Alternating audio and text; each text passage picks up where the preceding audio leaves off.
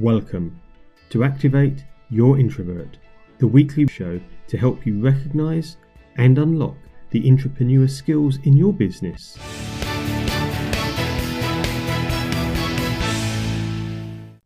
In this week's episode, I am really pleased to be interviewing Claire Sewell. Claire helps turn self-doubt into sales by helping female business owners overcome self-doubt, learn to sell with certainty, win more clients, and build their business more boldly. Claire and I have had several discussions on leadership, introversion, extroversion, self-doubt, and labels. More precisely, whether labeling people is positive or negative. So listen up for a great conversation, as introversion is, at one level, only a label. Later, we'll be having Leadership Tip of the Week, but first it's time for Introvert Myth of the Week. Good public speakers are extroverted. Rubbish. This often manifests itself as being, I'm no good at speaking because I'm an introvert. There's that label thing again. It does, of course, belong in the bin. Being an introvert may mean you want to be on your own to recharge your energy bank, but the uncomfortable feeling when you think about speaking is very different. It's one that many extroverts feel too. In fact, if you are feeling fully comfortable, I strongly suspect you'll do a rubbish job when speaking in public. As president of the London region of the Professional Speaking Association last year, I came to realise that many of the great speakers I was booking were introverts. So, as an introvert, you can speak in public. Go enjoy it.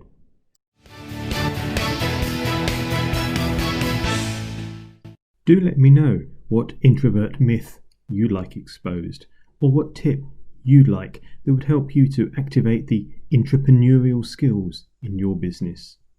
I'd also love to hear your feedback about this series on the Apple iTunes Store or podchaser.com. Please take a moment after the show.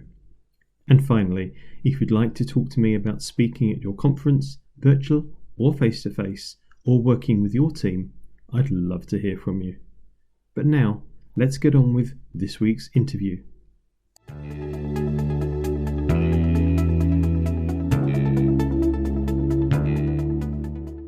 Welcome, Claire. Great to have another chat with you. Before we get into the self-doubt and the labels thing, one question I ask everybody is, are you an introvert or an extrovert? And more importantly, what does that mean to you? Yeah, I have done in my time in the corporate world, being a senior leader in the corporate world, I've probably done about 4 or 5 of the personality profile tests, Myers-Briggs, DISC, all the different ones, come out as an extrovert.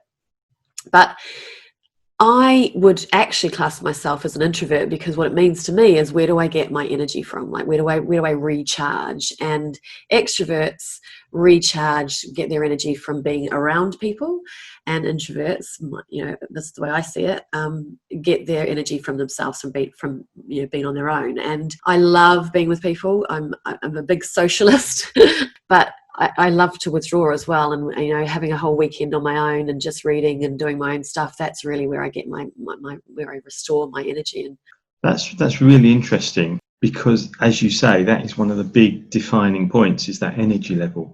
What is it, do you think, that's caused whichever of the personality profiling things to mark you up as being more extrovert than you are? I think that I really do enjoy being around people. I'm fascinated by people. So the whole idea of the mind and how human behavior, people behave differently, that's always been really fascinating to me. So I'm curious about people and their individual perspectives on different topics. So I really do enjoy being around people. When you're answering those sorts of things, and of course personality profiles, you change depending on the situation, depending on how you're feeling. So I'm not a huge fan of them. I've always been in a sales role doing them. So the questions lend themselves to me naturally, going towards wanting to have conversations, wanting to be around people, wanting to share with others. I guess that would that's why I've always come out as an extrovert. Makes a lot of sense. Thank you. So self-doubt, what causes it? thinking. In a word, we naturally we've got three inherent fears. That one of them is that we're not going to be good enough. So we have this repetitive language or mental chatter that questions: are we good enough? Is this person going to like me? And as soon as you're having thoughts like this, my cycle of reality, thoughts create feelings. So if I have a feeling of, oh, maybe I'm not good enough to do this, that's going to create a feeling of doubt. Thoughts create feelings, from feelings create behaviors, behaviors give you results. So there's this feeling like it's a perpetual cycle. Once I have a thought about, am I good enough for this, or is this person going to see me as good enough, or am I going to give them value? There's three thoughts causing three feelings, and the feelings amplify, and all of a sudden we're in a flurry of self-doubt. So how do you break that cycle then? Because I'm sure that lots of people at times will go, oh, I'm not good enough. Even successful people, somewhere they must be breaking that cycle. Yeah, so look, everyone goes through self-doubt to various levels at any time. Where I see the most differences being made, and what I do with my clients as well, is just sharing what it is, letting them see, become more aware of their thinking. Because, we have 40 to 60,000 thoughts a day. So we are literally living in a sea of thought, but we don't realize it.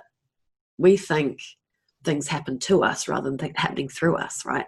So the more we start becoming aware of that thinking, the more I start thinking, oh, I'm having a thought of, am I good enough? And we don't identify as the thought, which is a really key part of the process, because we're not the thought, we're the thinker. So if we don't identify as, I'm not good at what I do, if we see that as just a thought, then we can start being aware of the feelings that it's creating, and knowing that feeling isn't actually true. There's no truth in it, because it's coming from a thought that you're having that actually isn't true either. So it's recognizing, recognizing the thought feeling process. And I love that saying, things happen to us, or do things happen through us? One's really a big excuse, isn't it? Oh, it's always happening to me. Totally. So, Another thought for a second then. Do you think that introverts or extroverts tend to have more self-doubt? That's a good question. I actually don't think. I think it doesn't matter about the label. As human beings, we think we're thinkers. I'd agree with you. Yeah, because I know extroverts who are and hugely successful extroverts, but they're always like, am I good enough? Does this person like me? Does he value me? Like there's always that going on. It doesn't matter who you are or what your level is, or where you are. And certainly when I've been doing some surveys, I can tell you confidence, which obviously links back to self-doubt. And just as you said, there are lots of people that are introverted that are not confident. And guess what? Lots of extroverts that are not confident. So there's no link to it there. No. But you did mention the L word just then, Claire. Yes. Labels. Are they good or bad? And what should we or shouldn't we do about them? Well, I love that, because there's a label as well, isn't it? Good and bad, positive, negative. Like, we live in a world of labels, and labels for me are just a thought. So what you think is good, I may think is not good. So it's not the label, it's not the thing, right? It's not the object, it's how we think about it. So I'm always challenged by labels, and it depends on how they're taught, because some people, once they are defined by a label, they think that's it. They think that's me. That's me fixed. I can't do that because I'm an introvert, or I'm really good at that because I'm an extrovert, or I'm really good at that because I'm an introvert. I mean, whatever, however we see it, we make it up accordingly to how we're thinking. It's not the label. So I think, are they good or bad? They just are. No, and certainly the example you gave just there, which is, I can't do that because, that is bad. That is bad use of a label, bad use of a thought, using your thinking that you gave me just now. Yeah. I'm sure there are times when a label can be a good thing. If I've had several examples where I've been interviewing people about things, and they've thought that they were the only one who blah, blah, blah, blah. And when I sat there and said, well, actually, what you've just defined as an introvert, and that's 50% of the population, when they realise they're not the only one, oh, wow. So the label has helped them because it's helped with diagnosis, if I put it like that. Yeah. However, what it hasn't gone on to do is limit them. I think it is, as you said, how we use those labels. Yeah.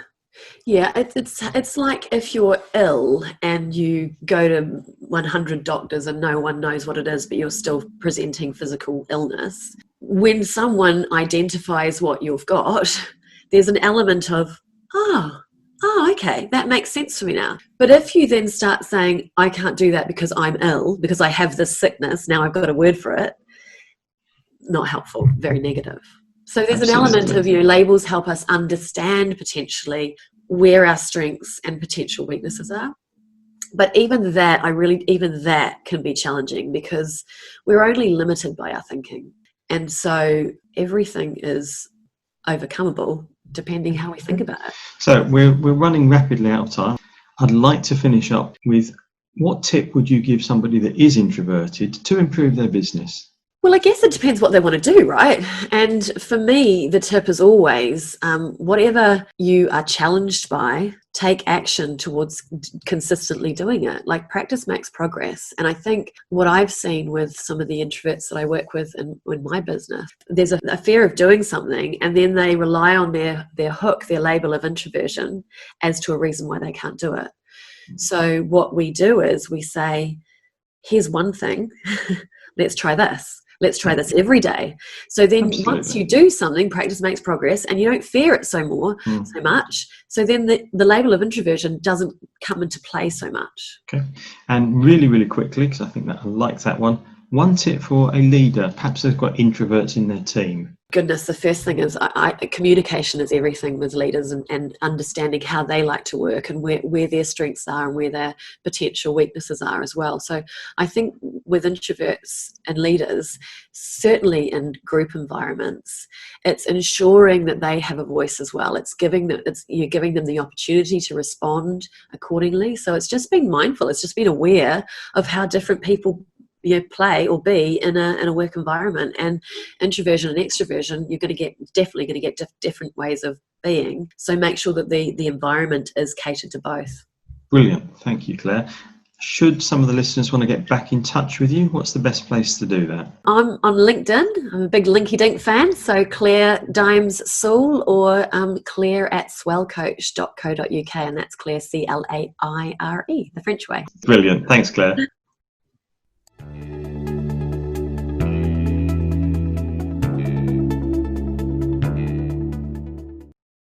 And so it's time for the leadership tip of the week. The tip for people that are leading introverts and want to get more from their whole team, introvert, extrovert, and everything in between.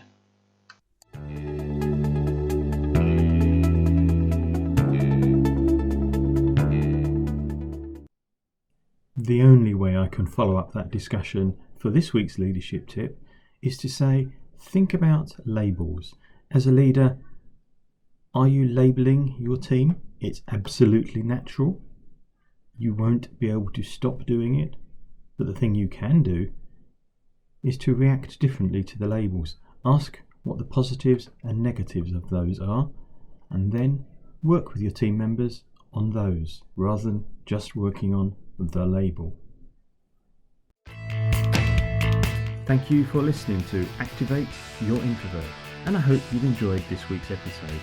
I'd love to see your reviews on the iTunes store. Thank you once again, and catch up with you next week.